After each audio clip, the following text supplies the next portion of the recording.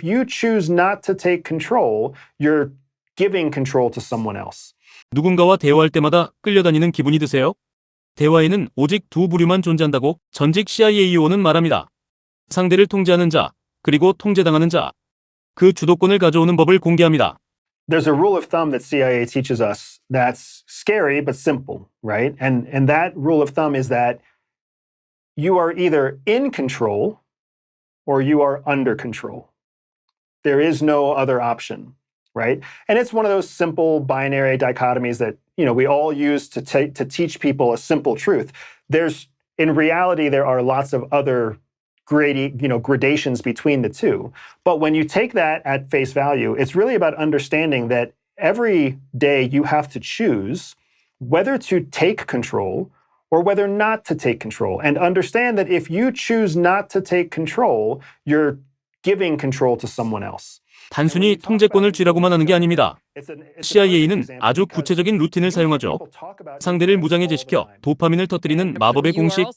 그 원리는 이렇습니다. 상대가 눈치채기도 전에 속마음을 털어놓게 만드는 과정. 그래서 직접 실험해봤습니다. So M, I'm going to ask you not to act. I'm going to ask you to try to be genuine. I don't even know who I am, so this will be fun.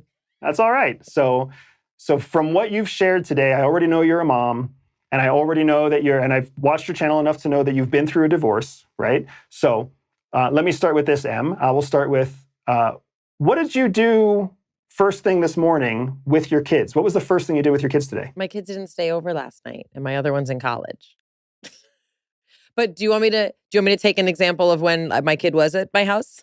No, I want to start right where you were. Oh, of course you do. I can see what you're doing. Okay, go ahead. I need to meet you where you are, right? Okay. My older son's in college and my younger son is at his dad. So I woke up alone today. What's it like to wake up in an empty house when you know you're a parent? It's two things. It's kind of a sadness, kind of a pull. My son describes it as there's an invisible string, that's very, very long because wherever he is, I'm attached to him. And then there's also an element of kind of like, I don't have to wake up, make a lunch, and get the kid on the bus by 7 a.m. So a little bit of relief as well. I swear that you just described what I wonder about my own future. Like when my children leave, I feel like I'm going to be sad, but I also feel like I'm going to be happy. Should I write you a check for $1 million? Is that what happens next? So what does that mean for your work productivity? Does that make it very easy to work, or does that make it kind of distracting to work? No, I think I'm pretty practiced at it. I've been divorced for 12 years, so I have a rhythm that I've fallen into when I'm alone. What does the rhythm for work look like? Well, it means that I can take my time, making my protein smoothie or whatever I'm going to do for breakfast. And then I get to sit down, do some emails, look at my phone, check the news just once. Don't want to get obsessed about it. I actually also start my day with a protein smoothie. I use a protein called True Greens. Have you ever heard of them? They're pretty amazing. No. So what's the protein that you use? I use, they used to sponsor our podcast. I use Puri, which is, it's a vegan protein powder. I also use vegan proteins because, first of all, I just find that they are easier to digest. But also, I find that vegan proteins are a more viable solution for long-term muscle growth when I'm older. That was a cycle of three. The last cycle had one question and a follow-up, but I could feel the rapport building. It was happening.